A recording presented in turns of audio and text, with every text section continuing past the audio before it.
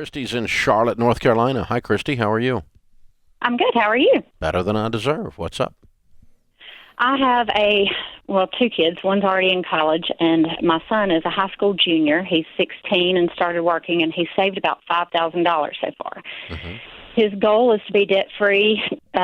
His college, he wants to have a debt-free degree. Right now he has $3,000 in savings, $800 in checking, and he had bought some stocks. He invested $700, and then it went up to about $1,500. It's down to about $1,200 now. And I called one of your coaches earlier and asked, he wanted to know if he should invest part of that savings, the $3,000 savings, into a mutual fund. And they said no, because he'll need the money in fall of, he wants to go to community college first and then to a state school. So he'll need the money in fall of 2025. And they said, no, don't invest into a mutual fund. I forgot to ask him about the stocks, whether he should keep those. Well, they're more volatile than mutual funds, you know. Right. So. But he already had those. He said not to invest more of the savings into mutual funds, but we didn't know should he sell those stocks I would cash them. I'd cash them savings? out. I'd cash it out and put it in savings. Okay. Trap your wins and avoid the losses. And there's two reasons for that. Okay, one is that we're protecting the money that he has made, and it's not going to go down further with geopolitical events in the air. We don't know exactly what the stock market will do in the next 6 months. It's not a time to be screwing around with single stocks. The second thing that's more important than that, because the $700 or $1,200 or whatever it ends up being, is not going to cause him to be able to go to school or keep him from going to school.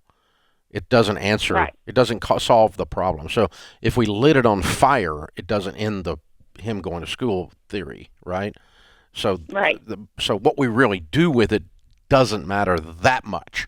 But what does matter is what he believes causes him to win. And if he starts to see himself as a wonderful stock market day trader, he's setting himself up for losses for the next 3 decades before he figures out that's a dumb butt idea. And so I don't want to strengthen a muscle that I don't want people using.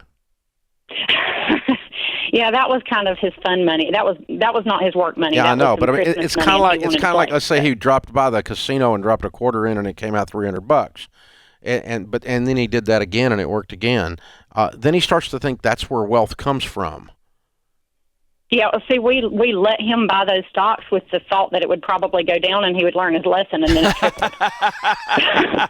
You're brutal. Hey, listen, when I was his age, I would have taken that money and bought Laffy Taffy. So y'all are way ahead of the game. Matter of fact, you might do that now. I probably wouldn't. That's why I take most of my Ramsey paycheck to the Laffy Taffy and the dentist. But yeah, shift that. Man, he's on the right track. Just shift where he's aiming that financial weaponry and something that's more sustainable. Yeah, when you're teaching kids about money and letting them participate in different types of financial instruments, understand that the actual dollars that are moving around don't matter much, but what the lesson that you're teaching them is this is the way to do it.